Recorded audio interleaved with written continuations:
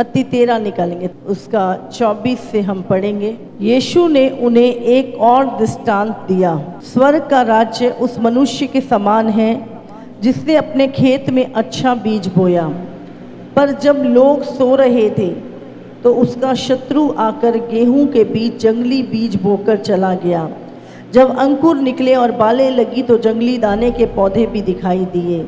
इस पर गृहस्थ के दासों ने आकर उससे कहा, हे स्वामी, क्या तूने अपने खेत में अच्छा बीज ना बोया था? फिर जंगली दाने के पौधे उसमें कहाँ से आए? उसने उनसे कहा, ये किसी शत्रु का काम है। दासों ने उससे कहा, क्या तेरी इच्छा है कि हम जाकर उनको बटोर लें? उसने कहा, नहीं, ऐसा ना हो। जंगली दानों के पौधे बटोरते हुए तुम उनके साथ गेहूं भी उखाड़ लो। कटनी तक दोनों को एक साथ बढ़ने दो। और कटनी के समय मैं काटने वालों से कहूँगा कि पहले जंगली दाने के पौधे बटोरकर जलाने के लिए उनके गट्ठे बांध लो और गेहूं को मेरे खत्ते में इकट्ठा करो। यीशु एक दृष्टांत हमें बोल रहा है।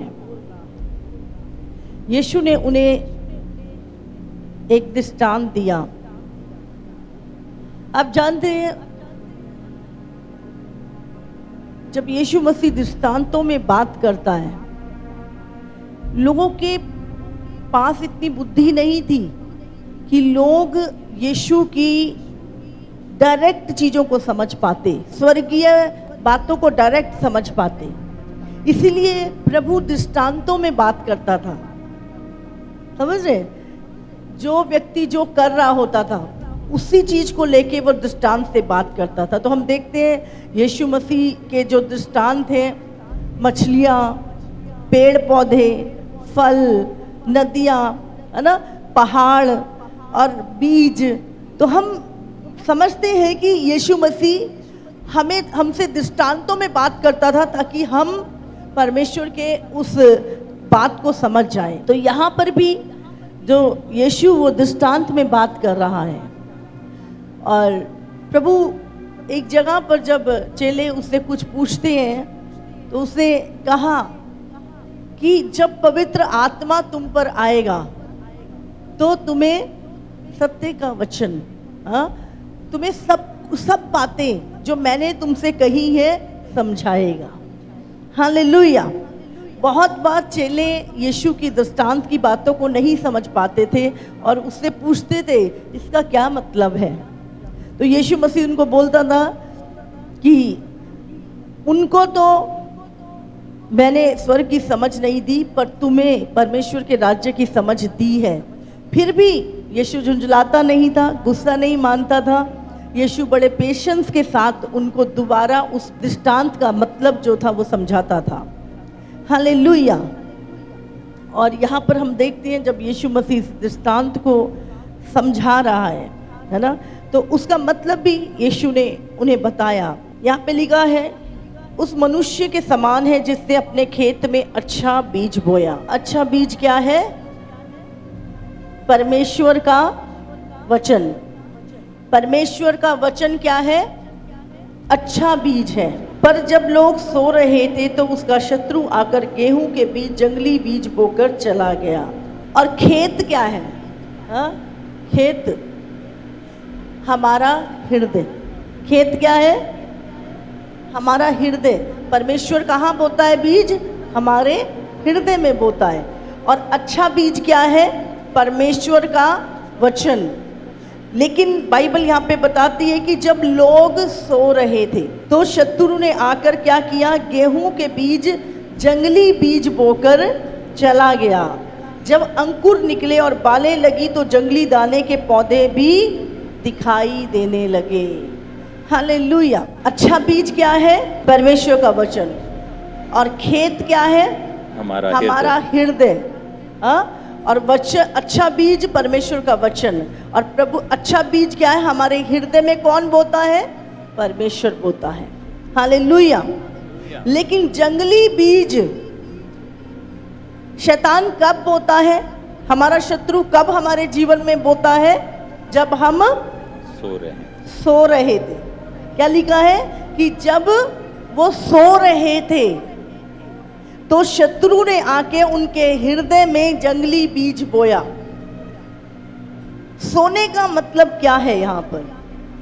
जब हम परमेश्वर के वचन के प्रति लापरवाह हो जाते हैं, जब हम वचन को इग्नोर करते हैं, जब हम संसार की बातों में लग जाते हैं, जब हम भोग विलास में लग जाते हैं, जब संसारिक अभिलाषाओं में एक व्यक्ति बढ़ जाता है, जब लापरवाह हो जाता है, वो कोई नहीं, उसको प्रभु की संगति से, प्रभु के वचन से, प्रार्थना से कोई मतलब नहीं रहता है। उसका मतलब क्या है? वो व्यक्ति लापरवाह हो गया। वो व्यक्ति क्या है? आत्मा में अब सो गया है। हालेलुया।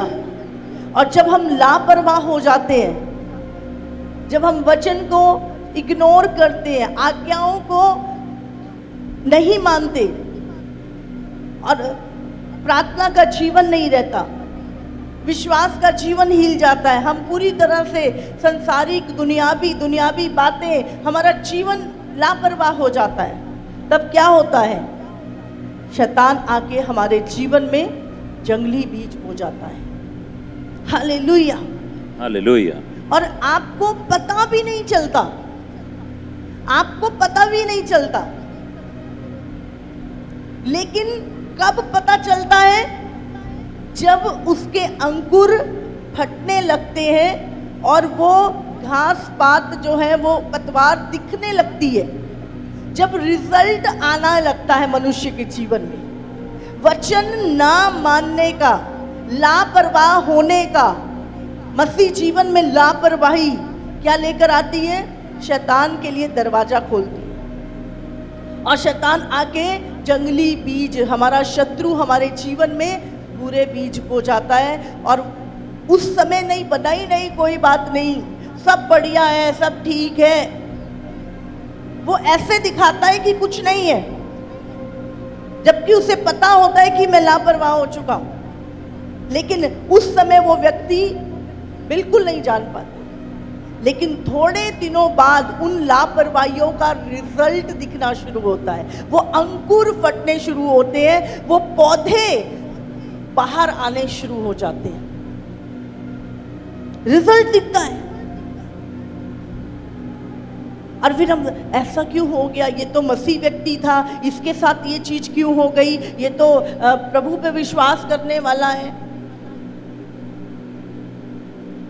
हाँ, वो प्रभु पे विश्वास करने वाला है, लेकिन वो लापरवाह हो गया है। तो जंगली बीज कब बोके जाता है शैतान हमारे जीवन में?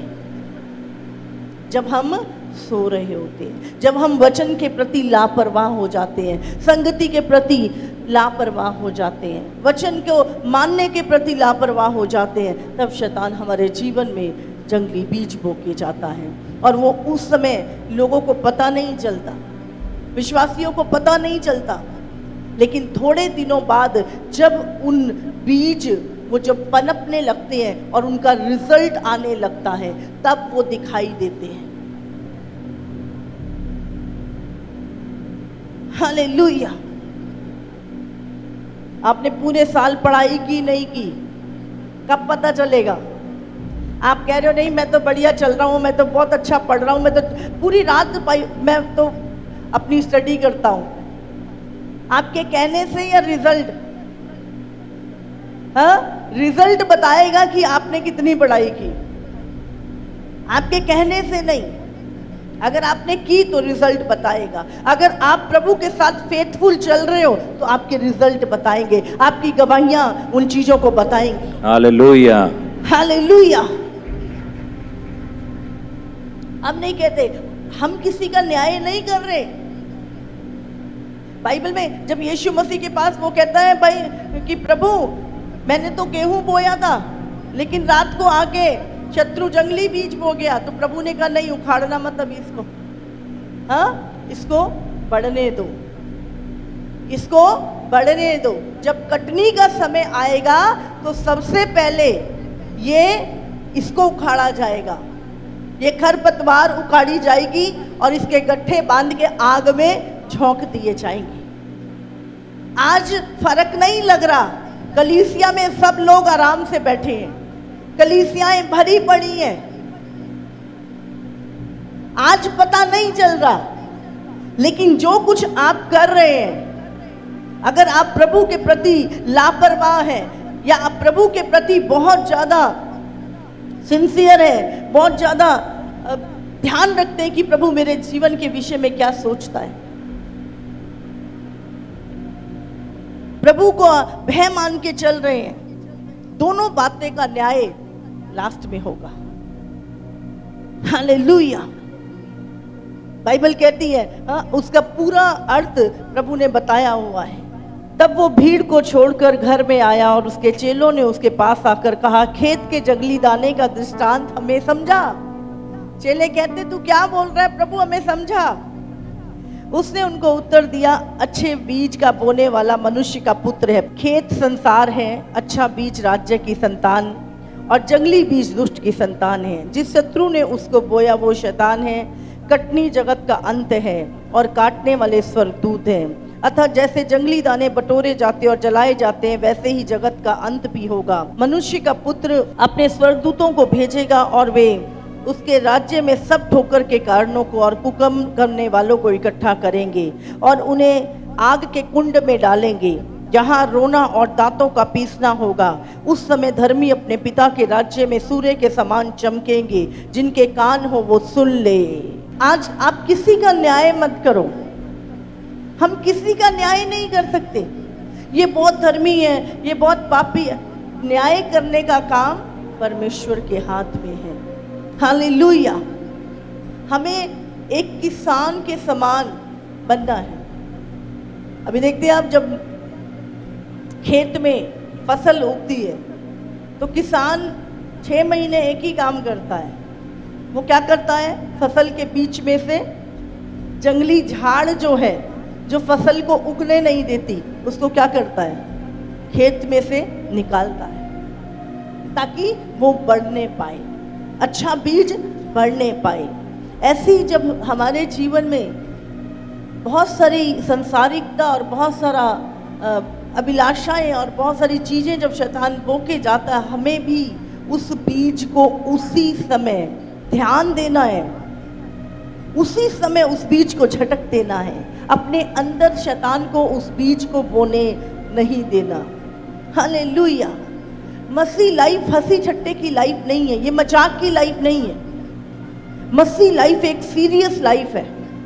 इसमें आनंद बहुत है, शांति बहुत है, लेकिन प्रभु के साथ। हालेलुया। आप संसार के और प्रभु के दोनों के कभी नहीं हो सकते। प्रभु ने कहा, तुम संसार के नहीं हो, तुम मेरे हो।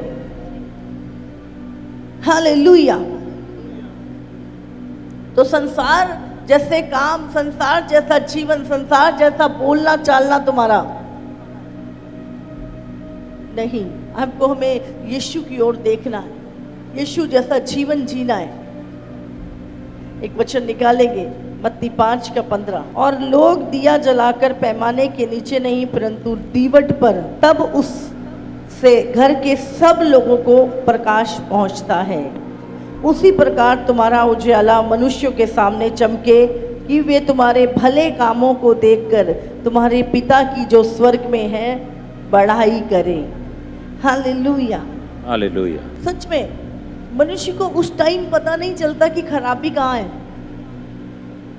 जब रिजल्ट आता है तब इंसान को झटका लगता है, अरे यहाँ पे मेरे जीवन में गड़बड़ हुई।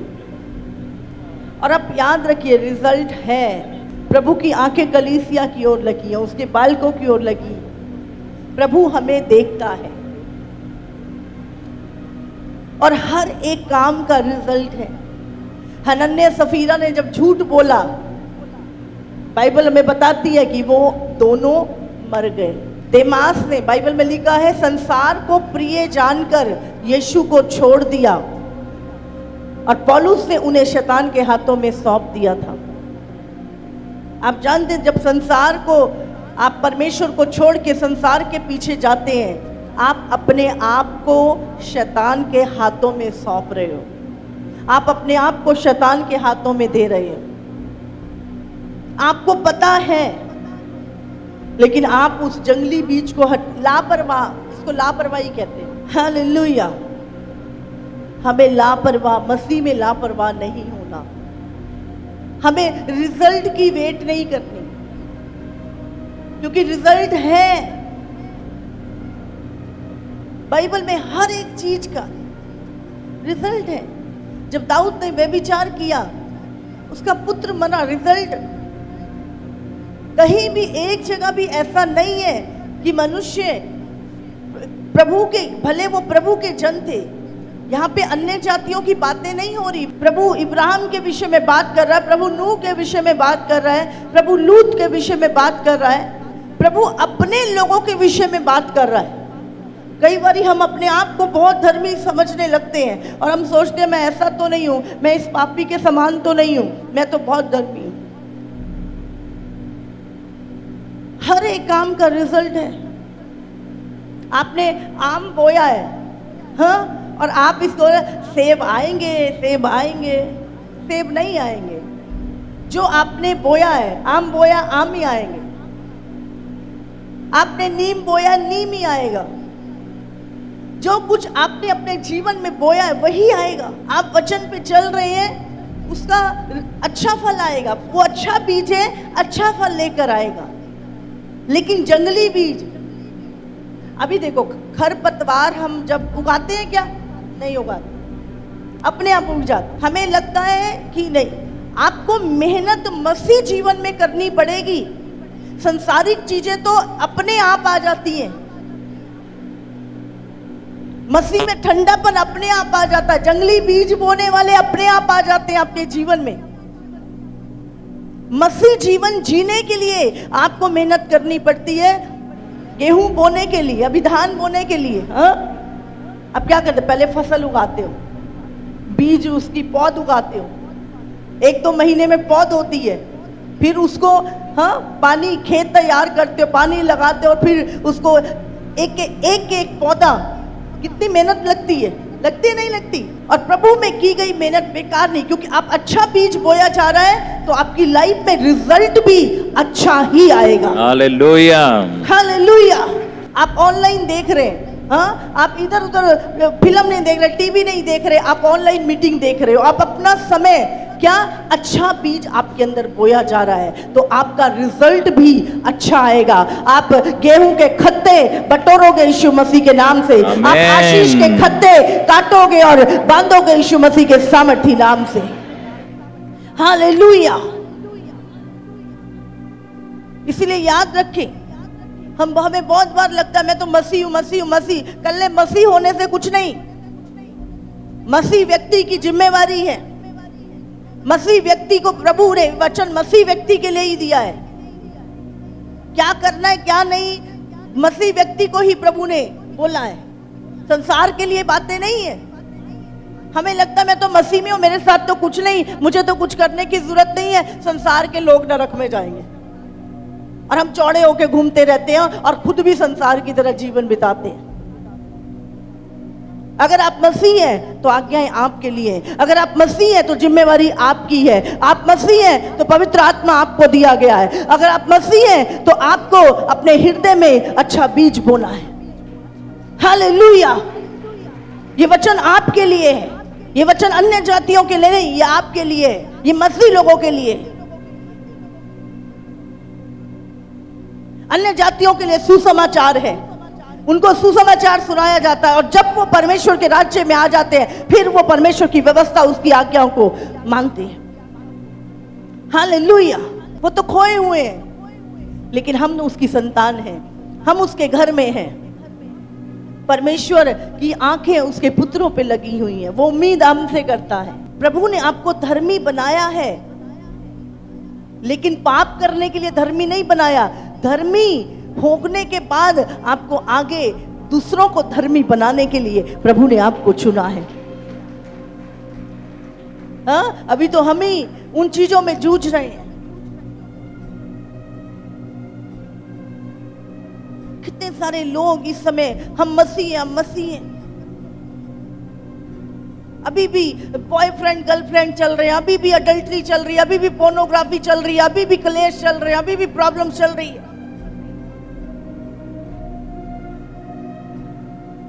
माफी मांगो प्रभु से, पश्चाताप करो। प्रभु ने कहा जब तुम सोचते भी नहीं होगे तब मैं आ जाऊंगा। प्रभु का आगमन कितनी नजदीक है। तीसरा टेंपल बनने की तैयारी हो रही है, थर्ड टेंपल की बातें हो रही हैं। और तीसरा मंदिर जब इजराइल में बनेगा तो बाइबल हमें बताती है कि 7 साल का एंटी क्राइस्ट का राज्य होगा और 3.5 साल उसके अंदर एंटी क्राइस्ट बैठेगा और 7 साल के बाद यीशु का आगमन होगा। इजराइल में थर्ड टेंपल, ये टीवी 9 की न्यूज है। डिमांड बढ़ रही है, मंदिर बनना चाहिए, मंदिर बनना चाहिए। ये बाइबल की एक प्रोफेसी है। 99% प्रोफेसियां पूरी हो चुकी है। लास्ट प्रोफेसी, उससे पहले रैप्चर होना है, उससे पहले यीशु का आगमन होना है। कलीसिया उठाई जाएगी, यीशु पैर नहीं रखेगा धरती पर, लेकिन कलीसिया बादलों में उठा ली जाएगी। और उसके बाद 7 साल का महाकलेश। और ये जो तीसरा मंदिर बन रहा है, प्रकाशित वाक्य में, भविष्यवाणी में लिखा हुआ है, उसके अंदर मसीह विरोधी वो शैतान वो बैठेगा वहां पर। सारी तैयारियां हो रही हैं और हम दुनिया में उलझ के पड़े। ठीक है, हम इस दुनिया में रहते हैं, हमने खाना है, हमने काम करना है, हमें जो जिम्मेवारी हमें उठानी है, लेकिन अपना 100% संसार की ओर आंखें मत लगाओ। अब तो वो टाइम आ गया कि 10% संसार के बस खाने के लिए, बस थोड़ा सा प्रभु जिंदा रहने के लिए मुझे खाना है, बाकी मुझे परमेश्वर कुछ नहीं। अपना समय 90% अपना फोकस यीशु की ओर लगा के रखो। बाइबल बताती है कि जो फर्स्ट सेंचुरी की कलीसिया थी वो इतने ज्यादा तैयार थे प्रभु के साथ के आगमन के लिए, उन्होंने अपने घर बार बेचकर सब कुछ प्रेरितों को दे दिया था। इतने तैयार थे वो। आज हमें तैयार रहना है। हमें भी हमारे मन की तैयारी। आपने चंगाई पा ली, आपने छुटकारा पा लिया, आपने चीजों को पा लिया, क्या आपने अनंत काल का जीवन सेव किया? क्या जब यीशु मसीह आएगा उसको आपकी लाइफ भाने वाली है? चंगाई, छुटकारा, ये तो यीशु के साथ चलते हुए हर व्यक्ति का जन्म सिद्ध अधिकार है कि उसको मिलेगा ही मिलेगा। उसके लिए आपको गिड़गिड़ाने की और उसकी जरूरत नहीं है। जब आप यीशु को अपना, परमेश्वर को अपना पिता बनाते हो, यीशु को अपना प्रभु बनाते हो, चंगाई छुटकारा तो है ही आपका। जरूरतें तो यीशु आपकी करेगा ही करेगा पूरी। उसने लिखा है तेरा पिता जानता है तुझे इन चीजों की आवश्यकता है, वो तेरे मांगने से पहले तुझे दे देगा। हम इन चीजों के लिए यीशु के पीछे नहीं चल रहे, क्योंकि यीशु ने हमें अनंत काल का जीवन दिया है। मैं बोलती हूँ सारी जिंदगी प्रभु 2 रोटियां दे, बस वो भी ना मिले कोई चिंता नहीं, पर अनंत काल का जीवन किसी भी कीमत पे मिस मत करना अपना। किसी भी कीमत पे रैप्चर को मिस नहीं करना आपने। कुछ भी हो जाए, कुछ छोड़ना पड़े, किसी को छोड़ना पड़े, कुछ त्यागना पड़े, क्योंकि कुछ नहीं है जो हमारे साथ जाएगा। हमारा पवित्र जीवन है जिसके कारण हम यीशु के साथ उठाए जाएंगे। मसीह ने हमारा उद्धार किया है, हमारे पापों को क्षमा किया है। आज हर व्यक्ति के जीवन में गवाहियां भरी पड़ी है। वो तो उसके साथ चलने से, उसके पीछे चलने से, उसने कहा तू मेरे धर्म राज की खोज करिए, वस्तुएं तेरे पीछे पड़ के अपने आप तेरे पीछे आ जाएंगी। हालेलुया।